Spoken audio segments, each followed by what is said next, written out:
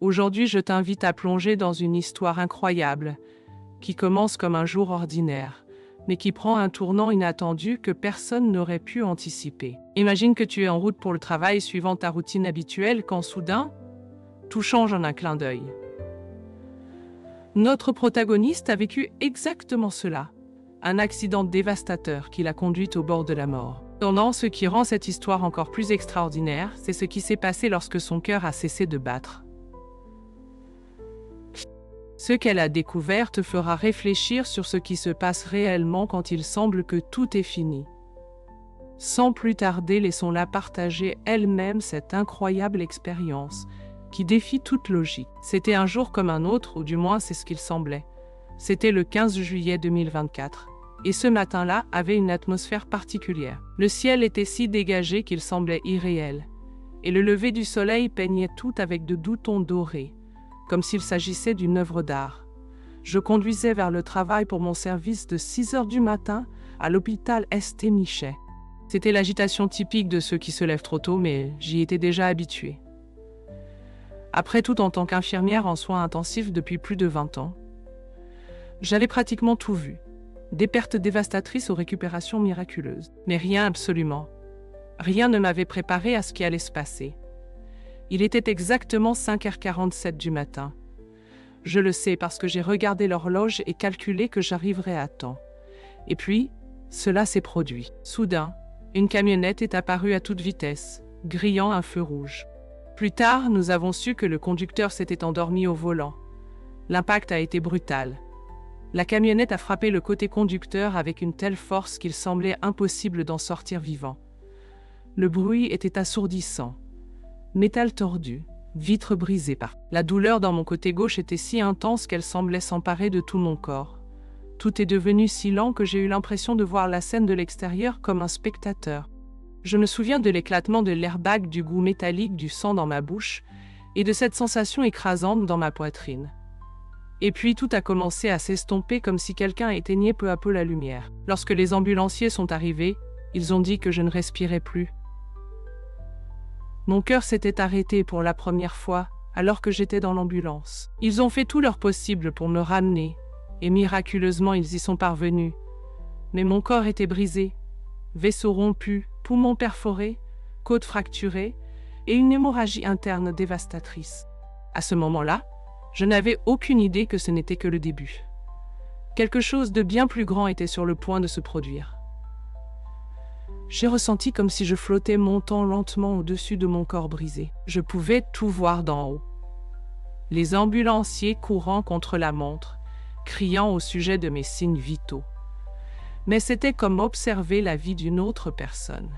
J'étais là, et en même temps, je ne l'étais pas. Ce qui a vraiment tout changé s'est produit dans la salle d'opération. C'est là que mon cœur s'est arrêté à nouveau cette fois pendant 7 minutes et 23 secondes. Et c'est dans cet intervalle que ma vie a pris un tournant complètement différent. À cet instant, j'ai rencontré Jésus et découvert la vérité sur les anges. Lorsque mon cœur a cessé de battre, ce n'était pas comme éteindre une lumière. C'était comme traverser un portail vers un monde complètement nouveau.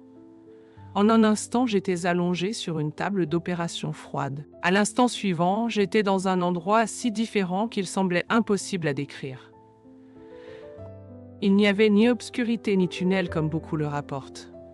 À la place, j'étais entourée par une lumière indescriptible. Ce n'était pas une lumière qui blessait les yeux, mais une lumière vivante, presque comme si elle avait une âme propre. Elle était intelligente, accueillante et enveloppait tout d'un amour que je n'avais jamais ressenti auparavant. Les premiers êtres que j'ai vus étaient les ophanimes. Imagine des roues gigantesques faites de pure lumière, exactement comme elles sont décrites dans le livre d'Ézéchiel.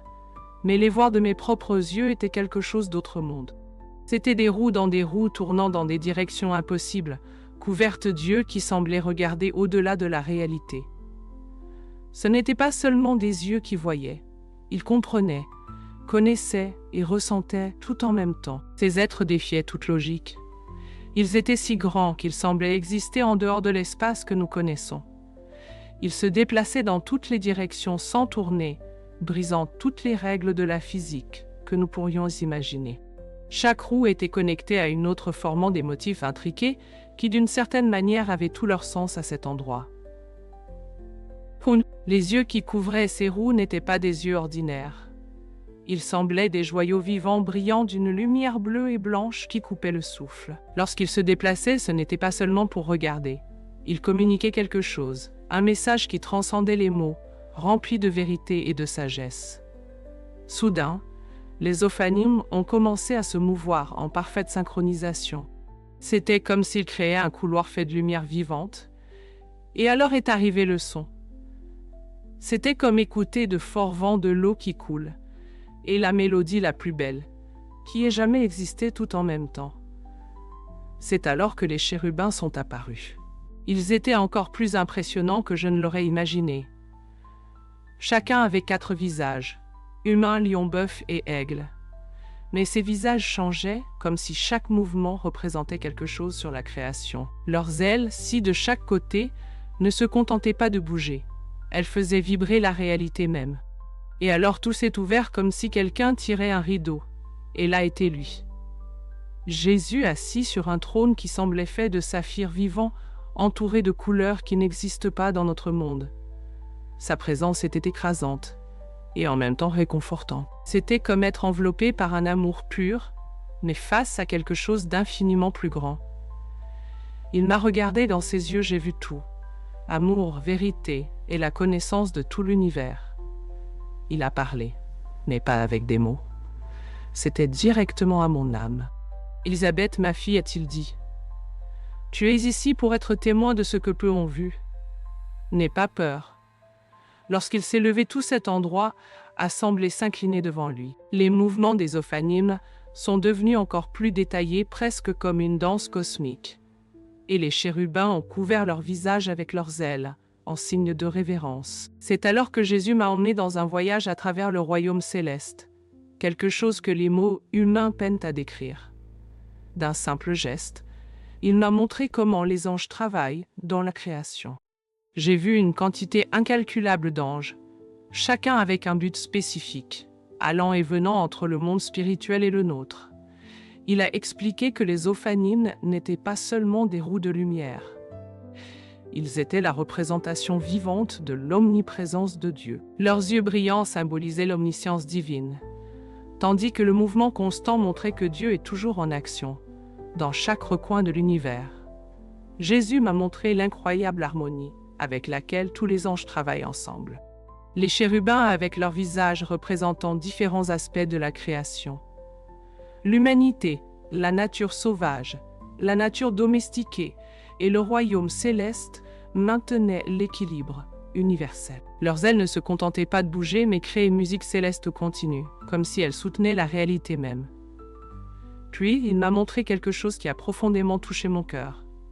Comment les anges interagissent directement avec nous. Les anges gardiens sont les protecteurs des personnes, toujours vigilants. Ils semblent à la fois des guerriers et des protecteurs. Ils sont partout, dans les hôpitaux protégeant les malades, dans les écoles veillant sur les enfants, dans les églises renforçant la foi, et même dans les bureaux gouvernementaux guidant des décisions importantes. Ce qui était le plus surprenant, c'était de voir comment les anges agissent dans des situations d'urgence. Jésus m'a montré le moment de mon accident, mais maintenant d'une perspective spirituelle, avec des anges diminuant l'impact de la collision et évitant des blessures fatales. Dans la salle d'opération, d'autres anges guidaient les mains des médecins, tandis que certains luttaient contre des forces obscures qui tentaient de me prendre.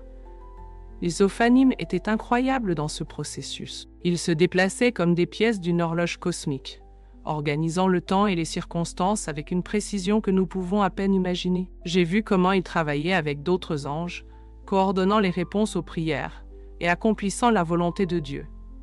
Jésus a expliqué quelque chose qui avait tout son sens. Il a dit que l'humanité a perdu sa connexion avec le spirituel, surtout en ce qui concerne les anges. Beaucoup les ignorent tandis que d'autres les voient seulement comme des figures inoffensives et romantiques. Mais il voulait que je voie la vérité.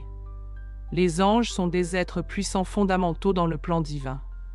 Il m'a montré comment chaque ange a un rôle spécifique. Les ophanimes, par exemple, s'occupent du temps et de la justice divine, représentant la souveraineté de Dieu sur l'univers.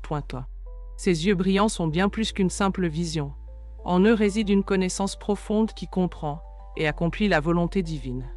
Enfin, il nous révéla une impressionnante hiérarchie céleste, où chaque type d'ange joue un rôle unique. J'observais les séraphins les plus proches du trône de Dieu, faits de pure lumière et de feu, adorant sans cesse. Leur présence était si intense qu'il semblait impossible de supporter tant de gloire. Je vis les anges gardiens, tels que nous les imaginons, mais avec une force et un pouvoir qu'aucune peinture ou sculpture ne pourrait capturer. Ils étaient majestueux, se déplaçant avec un but clair et toujours vigilants, protégeant les gens des dangers, tant physiques que spirituels. Il y avait aussi les anges messagers qui portaient des messages divins entre le ciel et la terre. Ils étaient incroyablement rapides, changeant de forme selon la mission qu'ils devaient accomplir. Parfois, ils semblaient des créatures imposantes, presque surnaturelles, tandis qu'à d'autres moments, ils prenaient une apparence plus humaine, bien qu'il y ait toujours quelque chose en eux qui laissait clair qu'ils étaient différents. L'une des expériences les plus marquantes que je vécus fut d'observer comment fonctionnent les prières dans le plan spirituel. Chaque prière sincère créait un pouls de lumière qui s'élevait vers le ciel. Je vis les ophanimes coordonner les réponses à ces prières, leurs roues tournant de manière si complexe qu'il semblait impossible de comprendre, ajustant le temps et le type de réponse. Les anges recueillaient ces prières comme s'il s'agissait de pierres précieuses, les portant jusqu'au trône de Dieu. Certaines prières déclenchaient une série d'événements, avec des anges agissant à plusieurs endroits en même temps pour que la réponse se manifeste. Et les réponses n'étaient pas toujours ce que les gens attendaient. Parfois, les anges redirigeaient les situations vers de meilleurs résultats, même si au départ elles semblaient décevantes. Jésus me révéla quelque chose d'incroyable. Les anges sont profondément impliqués dans toute l'histoire biblique. Il me donna une vision complète, presque comme un téléchargement de connaissances divines. Je découvris que les anges apparaissent 108 fois, rien que dans l'Ancien Testament. Il me montra des moments comme la rencontre d'Abraham avec un ange. Je vis tout cela d'une perspective spirituelle, quelque chose qui ne peut être expliqué par des mots. J'observais également l'ange dans le jardin d'Éden juste après l'expulsion d'Adam et Ève. Le chérubin, avec son épée flamboyante, était là pour protéger l'entrée, bien plus imposant et significatif que n'importe quelle image religieuse ne pourrait le montrer. Saviez-vous que les anges apparaissent 32 fois dans les textes de Moïse? Je pus voir Moïse dans le désert, interagissant avec les anges, qui furent fondamentaux pour guider le peuple pendant l'Exode. C'était excitant de voir comment Dieu utilisa ces êtres pour délivrer des messages et des orientations. Une autre révélation étonnante que Jésus me montra fut comment les anges aidèrent à la construction de l'Arche de l'Alliance, transmettant les instructions exactes pour le propitiatoire et les chérubins dorés qui l'ornaient. L'attention aux détails et le sens divin derrière chaque aspect de l'arche était impressionnant. L'un des moments les plus marquants fut de voir le contexte historique des visions d'Ézéchiel. Jésus me conduisit au temps de l'exil babylonien en 597 avant J.C., lorsque Ézéchiel était parmi les milliers emmenés de Jérusalem par Nabuchodonosor. Il m'expliqua que son nom signifie « Dieu renforce » ou « Dieu est fort » et me montra comment cela s'intégrait parfaitement au rôle qu'il joua. Je vis Ézéchiel près de la rivière Kébar à Babylone, recevant des visions incroyables, tandis que les autres îles luttaient contre le désespoir. Un moment critique, le peuple de Dieu était dans sa pire crise, et c'est précisément là qu'il décida de révéler certaines des visions les plus puissantes sur son trône et ses anges. Avant de continuer, juste une demande. Abonnez-vous à la chaîne. Cela nous aide beaucoup à continuer. Ce qui m'a le plus frappé, c'est lorsque Jésus aborda un grand malentendu actuel. L'idée que, parce que nous avons le Saint-Esprit, nous n'avons plus besoin de l'aide des anges. Jésus laissa très clairement entendre que ce n'est pas vrai. Même lui, durant son temps sur terre, bénéficia du ministère des anges. Je pus voir les anges l'aider dans le désert après sa tentation et dans le jardin de Gethsémane, des moments cruciaux de sa mission. Le Saint-Esprit et les anges ne s'excluent pas. Au contraire, ils travaillent ensemble en parfaite harmonie. Jésus insista sur le fait que les anges sont aussi présents aujourd'hui qu'ils l'étaient dans le passé. Il nous révéla quelque chose d'extraordinaire. Un royaume qu'il appela l'Empire angélique. Il était vaste, gigantesque, bien au-delà de toute imagination, avec des millions et des millions d'anges, comme décrit dans Hébreux 12, 22. Je vis aussi ce que David décrivit dans les psaumes. Les chars de Dieu sont 20 000, des millions, des milliers et des milliers. Voir cela de mes propres yeux était tout simplement impressionnant. Ces chiffres ne sont pas des métaphores. Ils représentent une force spirituelle organisée et active. De plus, il me montra comment les anges sont profondément impliqués dans la guerre spirituelle. Jésus me conduisit à Éphésiens 6, 12. Il me permit d'assister à des batailles dans le royaume spirituel qui faisaient paraître les scènes les plus intenses de films d'action comme un jeu d'enfant. C'était réel, intense, et l'ampleur de ces batailles était difficile à traiter. Mais ce qui me toucha vraiment, c'était de voir comment ces batailles affectent notre quotidien. Je vis des anges protégeant des personnes contre des attaques spirituelles dont elles n'étaient même pas conscientes. Je les vis aussi renforcer ceux qui faisaient face à des défis, comme il l'avait fait avec Jésus à Gethsémane. Jésus souligna quelque chose d'important. De nombreux chrétiens d'aujourd'hui tombent dans deux extrêmes. Certains sont tellement pris dans le monde matériel qu'ils oublient complètement le spirituel, tandis que d'autres sont tellement obsédés par les anges et les batailles spirituelles qu'ils négligent leurs responsabilités terrestres. La vérité, comme il l'expliqua, est que nous devons comprendre l'interaction entre ces deux mondes. Il me montra comment les anges, en particulier les ophanimes, sont cruciaux pour maintenir cet équilibre. Ils travaillent en coordonnant les événements entre le monde spirituel et le physique d'une manière qui dépasse largement notre compréhension.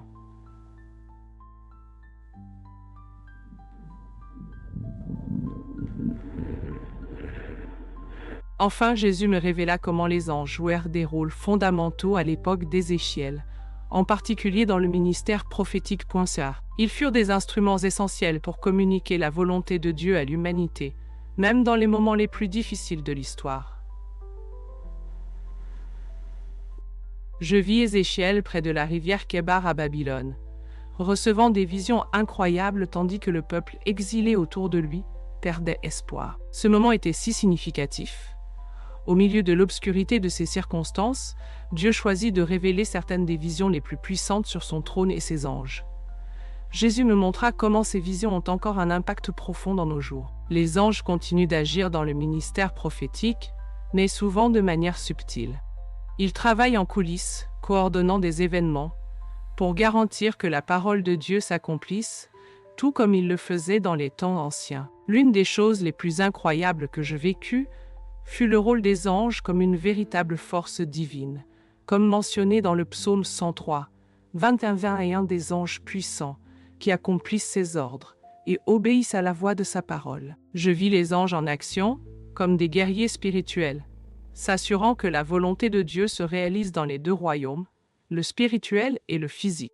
Jésus partagea avec moi quelque chose d'extraordinaire. L'activité angélique augmente dans nos temps. Je vis les ophanimes se mouvoir d'une manière plus complexe, presque comme une chorégraphie céleste. Et il y avait une urgence claire. C'était comme si tous se préparaient pour des événements futurs. Il souligna qu'il est essentiel que nous apprenions à coopérer avec les plans de Dieu, sachant que les anges font partie de ce processus. Alors il dit quelque chose qui changea tout. Tu dois revenir et partager ce que tu as vu. Mes anges sont plus actifs que jamais, et mon peuple doit comprendre leur présence et leur but. À ce moment-là, les ophanimes créèrent ce qui semblait être un portail lumineux de retour à la terre. Les chérubins levèrent leurs ailes, et le son céleste que j'avais entendu auparavant revint comme des rivières d'eau courant et des voix en parfaite harmonie. Jésus toucha mon front, et c'était comme recevoir une vague de connaissances directement dans mon esprit. C'était tellement si profond qu'il semblait impossible de le traduire en mots humains. Une partie de cette connaissance est encore avec moi, mais c'est comme essayer d'expliquer l'inexplicable. Lorsque je revins, c'était comme flotter dans un courant de lumière. Les ophanimes créèrent un couloir brillant entre les dimensions et je fus ramené dans mon corps. La dernière vision que j'eus avant de me réveiller fut un groupe d'anges autour de mon lit à l'hôpital, tandis que les ophanimes continuaient leur mouvement précis et éternel. Je me réveillai 3 jours plus tard en soins intensifs. Pour les médecins, ma récupération fut un miracle. Avant de continuer, juste une demande. Abonne-toi à notre chaîne, ça nous aide beaucoup à continuer. Il ne comprenait pas comment je pouvais être en vie, encore moins sans dommage cérébral. Mais je savais que les anges étaient là et que le pouvoir de Dieu s'était manifesté. Aujourd'hui, bien que je ne perçoive pas leur présence avec la même intensité qu'avant, je ressens encore leur proximité dans des moments cruciaux. Parfois, j'aperçois des éclats de leur activité du coin de l'œil, comme un rappel qu'ils sont toujours proches, guidants et protégeants. En tant qu'infirmière, j'ai remarqué leur présence dans des moments spéciaux. Surtout lorsqu'un patient est au bord de la mort ou traverse une récupération qui défie la logique médicale. Souvent, je vois des motifs de lumière et des mouvements qui me rappellent les séraphins. C'est incroyable comment de petits détails quotidiens, comme une formation de nuages, l'éclat de la lumière réfléchie ou même le mouvement des feuilles au vent, peuvent sembler des échos de leur travail constant dans le monde qui nous entoure. Ma perspective sur les anges a complètement changé après cette expérience. Avant, je croyais en eux de manière vague, presque théorique. Maintenant, je sais qu'ils sont réels, actifs et beaucoup plus complexes que ce que nous imaginons. Les séraphins, par exemple, ne sont pas seulement des figures mystérieuses de textes anciens. Ce sont des êtres vivants qui travaillent sans relâche pour maintenir l'ordre de Dieu dans l'univers. J'ai découvert que les anges ne sont pas seulement des messagers ou des protecteurs. Ils jouent un rôle essentiel dans l'administration divine de la création. Bien qu'ils agissent dans des dimensions que nous ne pouvons pas comprendre complètement, leurs actions ont un impact direct et constant sur notre monde physique. Une autre chose que j'ai apprise est que les anges ne cherchent jamais la gloire ou l'adoration pour eux-mêmes. Même les plus puissants, comme les séraphins et les chérubins, sont entièrement dédiés à glorifier Dieu. Ils possèdent une force incroyable, mais cette force est toujours au service des desseins divins. S'il y a quelque chose que j'aimerais que tout le monde sache, c'est que les anges sont réels, actifs et infiniment plus extraordinaires que ce que nous pensons. Ils ne sont pas seulement des figures délicates et gentilles, ou de simples messagers de Dieu. Ce sont des êtres extraordinairement puissants et complexes, travaillant constamment pour accomplir les plans de Dieu dans toute la création. Il est également important que nous comprenions que le royaume spirituel est beaucoup plus actif et organisé que ce que nous percevons. Les mouvements parfaits et inflexibles des séraphins m'ont appris que rien n'est le fruit du hasard. Même lorsque nous ne le voyons pas, tout est coordonné avec un dessein divin. Enfin, mais non des moindres, je tiens à souligner que bien qu'ils soient incroyablement fascinants, les anges pointent toujours vers la gloire de Dieu. Même les magnifiques séraphins, avec toute leur grandeur, sont des serviteurs dédiés à maintenir l'ordre parfait de Dieu dans l'univers. Ils ne cherchent pas à être sous les projecteurs. Leur seule mission est d'accomplir la volonté divine avec perfection. Je suis profondément reconnaissant de l'opportunité de partager mon expérience de mort imminente. Jusqu'à ce jour, je sens les séraphins se mouvoir autour de nous, leurs roues à l'intérieur des roues, ajustant chaque moment avec précision divine. Nous ne sommes jamais seuls, jamais abandonnés. Il y a tout un royaume d'anges travaillant sans relâche pour nous, toujours guidés par la volonté parfaite de Dieu. Merci beaucoup pour ce beau témoignage. J'espère que ce que j'ai partagé touchera le cœur de chacun d'entre vous. Je suis sûre que vous avez appris quelque chose de précieux avec cette histoire. Je remercie de tout cœur chaque personne qui est restée jusqu'à la fin. Que Dieu répande de nombreuses bénédictions sur vos vies et vous remplisse de paix et de joie. À bientôt dans la prochaine vidéo.